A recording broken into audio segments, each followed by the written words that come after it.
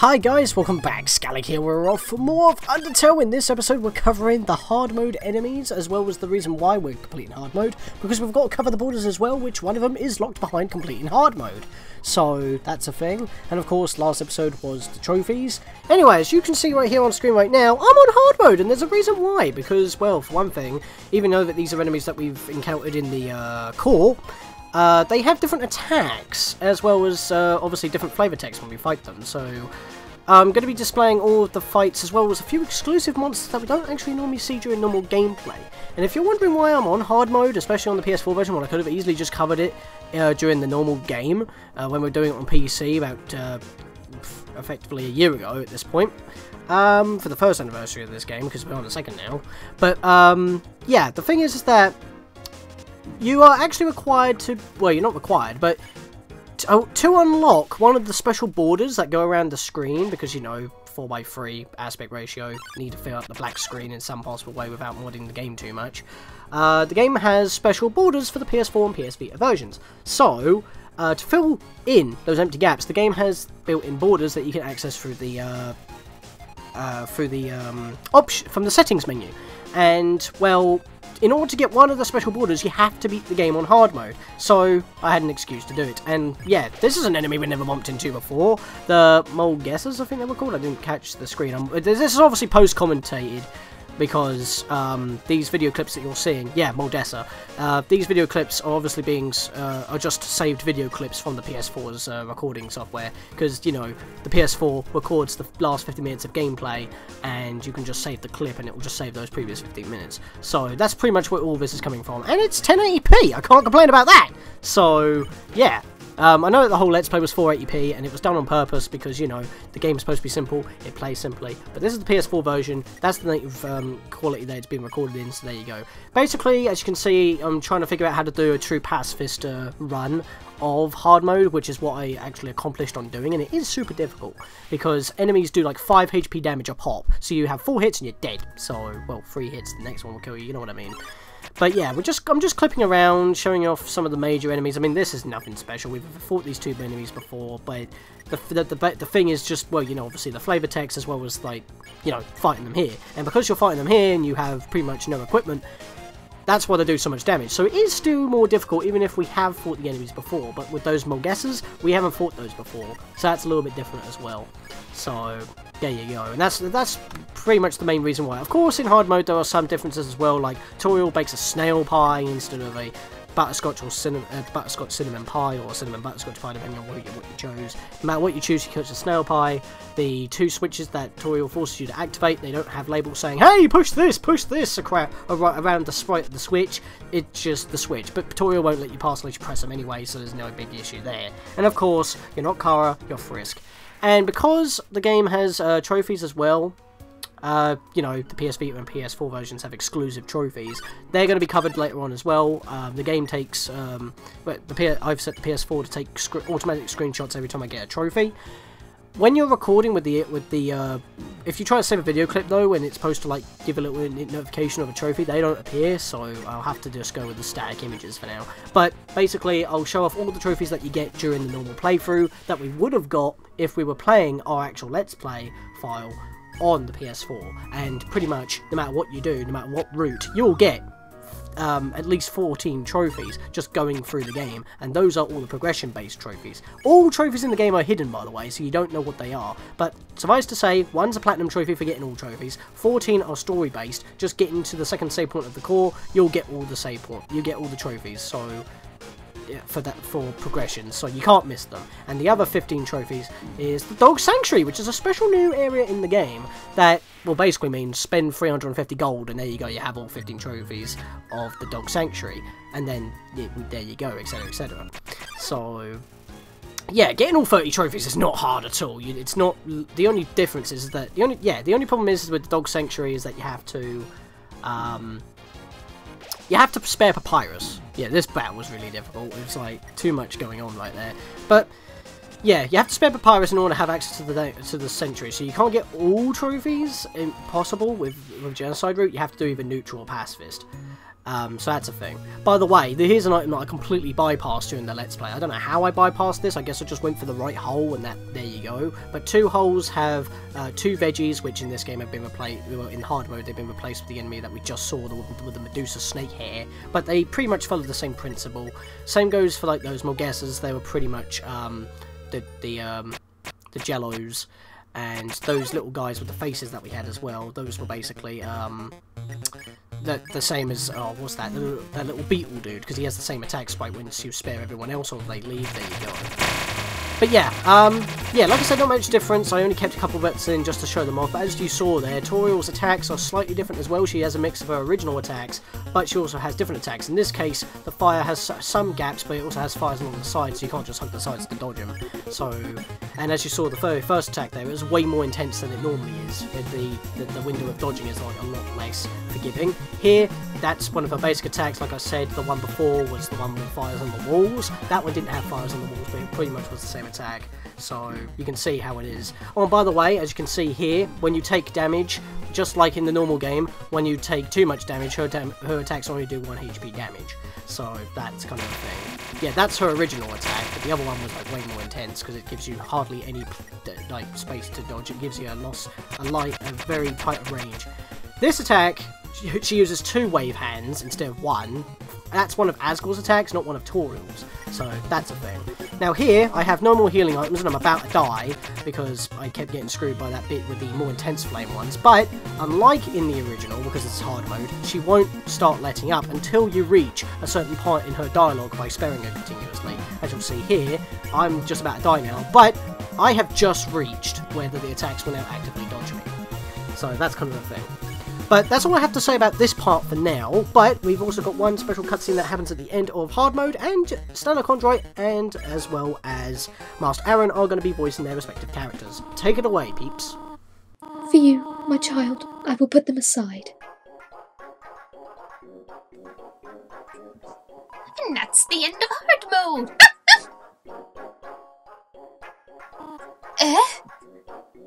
You are ending it now? And on such a dramatic moment? That's the difficult part. Not the bullets. But accepting that it's all over. But there will be more, will there not? Maybe. Knowing the answer is... hard.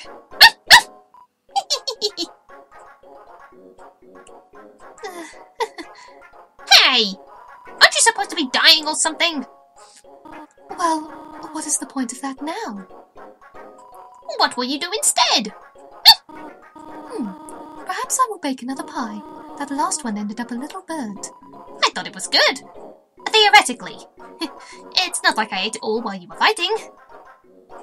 You know what? Just leave me alone, please. Hey! Can I have some pie? You are just going to eat it all. I can help! Snoring on the floor is not help. I'm not snoring. I'm cheering you on in my sleep. Oh, you're still here? Don't you have anything better to do?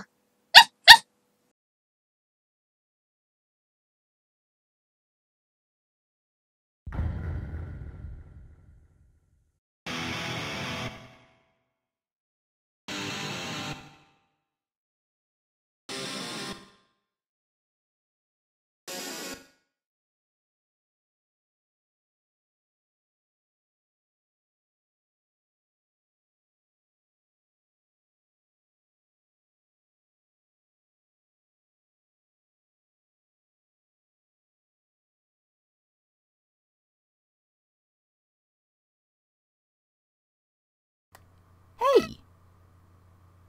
What's the hold-up? Shouldn't she be dead by now?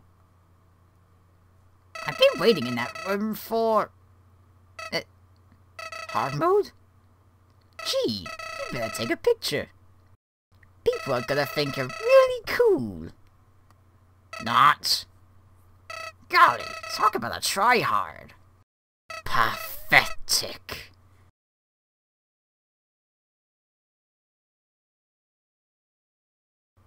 So, are you gonna keep going, or...? It's over. I knew that. Why does everyone have to be so condescending? So what's your excuse? Sitting around here? Don't you have anything better to... I already said that. See you later, loser. And he just leaves. Yeah, even if you spare Toriel, they treat her as, like, she's dying. Yeah, that's pretty much how hard mode just ends. It just fades out and then takes you back to the menu. And the only way to continue playing the game is to reset and actually play a proper file. The only problem is when you do that, obviously Toriel will say something different, like actually guess your flavour of the pie that you want, and, you know, Flowey will obviously call you out on it, like, oh, why are you making me say all this again? Because, you know, we're on hard mode. But yes, as you can see here, that is the reason why we needed to beat hard mode, to get the beauty border. That's the only way to unlock it, but when you do start a new game, or if you just, you know, haven't actually beaten any of the runs yet, you do start off with no border, the simple border, which is just an outline around the box. You have also the dynamic border, which changes depending on what area of the game you're in, and obviously you have the simple border, the sepia border, excuse me, which is that, you know, old-timey book design. Now, this screen as well, I never talked about this screen. This screen is in the original as well, but it's a bit different because of control mapping and all that. Plus, the music right now that's playing, there's 3 versions. This is the autumn/spring version. There's a summer and winter version. There is also different quotes, and as well as obviously different effects. We're in October right now, so it's autumn. And of course, if you haven't started a new game yet, like if you don't have a file, or if you're on True Pacifist, it's just going to be blank. So sadly we're going to be seeing that in a moment. But I need to show off all the other borders, because this is before hard mode. So on our normal file, this is what the screen looks like if you have not started your file yet, or if you're on the True Pacifist. I don't know if it looks like this after a genocide run as well. I'm not entirely too sure if you could, because, you know, how genocide ends and whatnot. But if I just exit this screen quickly, yeah, as you can see, True Pacifist. Let me just slap up the this image that I took of how many names that I managed to hit during the backers credits. That's probably the best I've ever done. Could have done a little bit better, and if I can get through without hitting any names, I can reach the Toby Fox room. But that's probably not going to happen until after these 2 bonus videos where we focus on the PlayStation 4/PlayStation Vita stuff. Speaking of which, we're about borders. So, as I've already said, you have the dynamic theme, which changes between all the areas in the game when you go to, if you're in the ruins, which is where the save point, where the file selection screen takes place. We have the ruins. If we're in New Home, it will change. If we're in Hotland, it will change. But there's a thing. I already talked about the sepia, which is very old-timey feel, and simple, which is just an outline around the screen, none, which is, well, like the PC version, I guess. But once you beat a neutral run, or a genocide run, perhaps, I'm not too sure, you get standalone static versions of the dynamic theme. The dynamic theme changes the border depending on what location you're in, like I've already said. However, when you beat a neutral or a pacifist run, basically, beating Omega Flowey or Photoshop Flowey, whatever you want to call it, you'll get the ruins, Snowdin, Waterfall, and Hotland, and the castle, which is New Home, as static themes. No matter where you go in the game, those will be the borders, similar to how it is for static when it comes to sepia, simple, none, and beauty, of course. However, the reason why that we've got no music playing is, and the reason why I had to go through the credits of True Pacifist so we couldn't have cheery music and whatnot, is for this True Lab. The only way to get this border is to do a True Pacifist, and you have to basically have, you know, this drab looking screen with the creepy music playing. As a result, we don't even get like the nice weather effects depending on what season we're playing the game in at this point, so that's kind of saddening. But yeah, that's kind of the reason why I had to do that. And I think the last thing I need to show off in terms of these borders is to pretty much show them in effect while we're walking around the place. So let's reboot my file, and as you can see right there, it changed. I haven't been able to showcase that much during, like, you know, hard mode in this video and whatnot, because it just takes place in the ruins. But as you saw, that since the save file screen takes place in the ruins as well, effectively, that doesn't change. But since we're in New Home, or Asgore's Castle, if you want to call it that, it has changed to this theme. Now, of course, as we're in the True Pacifist run, that's the only time you can access the True Lab, but once you've gone through it once, that's it, and that's the only time you get to experience that border on the dynamic theme, which makes sense. If you beat True Pacifist and go through the credits, that will set a flag to unlock the True Lab as a static border for you to use if you ever want to have a look at it again without going all the way through the game back to True Pacifist again. So that's pretty cool. So let me just make it back to the end of New Home quickly and take the lift. Alright, so we're here. So when we go into like transitionary areas like lifts and stuff, or if it's like an important battle or cutscene, like with Azure for example, the border may just go black like this. So it does still like make the whole screen black for when it's needed, because since, you know, we can't go, it just doesn't look that bad. But once we come in here, now we have the Hotland theme. And yes, this even though we're in the core, there is no border for the core. Just like how the game treats the core, it's part of Hotland. Which, to be fair, I would have thought it would have been a more blue-looking version of this screen, probably with the green being like a very neon pink instead of, you know, green, because, you know, if I go through here, that sign above there, that's kind of the green that we got for the border here. So yeah, I'm just pretty much just going through a couple of the areas, just showcasing how the dynamic theme works. It just changes as you go, and I like to have the borders actually, because just like with the SNES Classic, it gives me like a like an old time, like it just fills the entire screen. They look really good, like hand drawn and whatnot as well. And like with the Super Game Boy, it just feels retro, you know. It just like fits the theme even more because of it. Again, we're in a lift, so it changes. So let's take the lift, and just for general purposes, I'm just gonna, you know, go to the river person, because there's only a few more themes I can or borders that I can actually show off, you know, just by, you know, warping around. I don't need to show the ruins, the transition from the ruins theme again, because we had that on the title screen, so I don't need to walk all the way back there from Snowdin. But if I wanted to go to, say, like Waterfall, when we're on the river person's boat, lappity dappity, it just goes black. So you would think that it would be Waterfall because that's what the background is, but tra-la-la, the angel is coming, tra-la-la. Actually, the angel's already come and gone, so that's incorrect, my friend. But then again, you wouldn't know that, because you probably would have got absorbed as well, I would assume. And your boat as well, because it's got a face. Come again sometime, tra-la-la. Actually, I chose the wrong place. Not really, I just wanted to show off the border. Now we're going to go Snowdin, and I wonder what other quote we're going to get.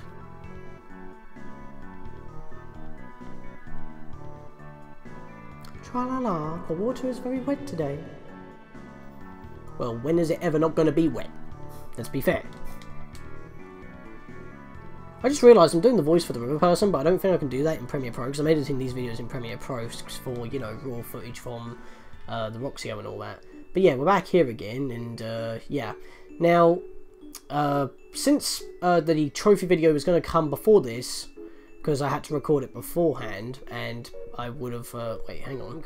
If I come over here right now, see, the thing is, the trophy video is going to come before this video, so, yeah, the thing is that I can actually walk in here and show off what I mean.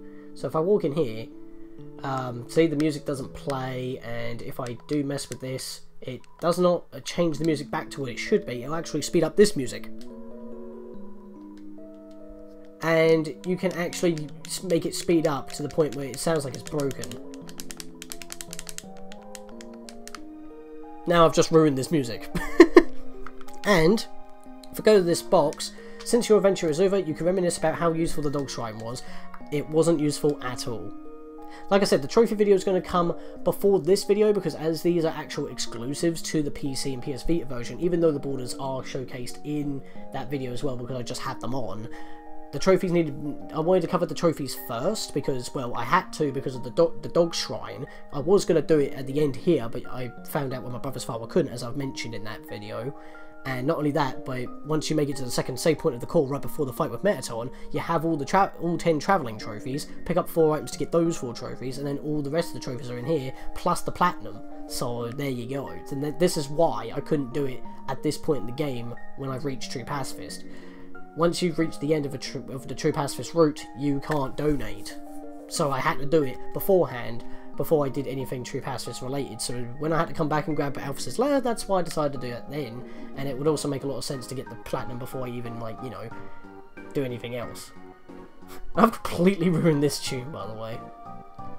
So yeah, not really much else to say about that really. And like I said, I had to keep the trophies as a separate video as well, mainly because of how long it took. I didn't want to cut out the spamming of 1G for every time I needed to do it 350 times.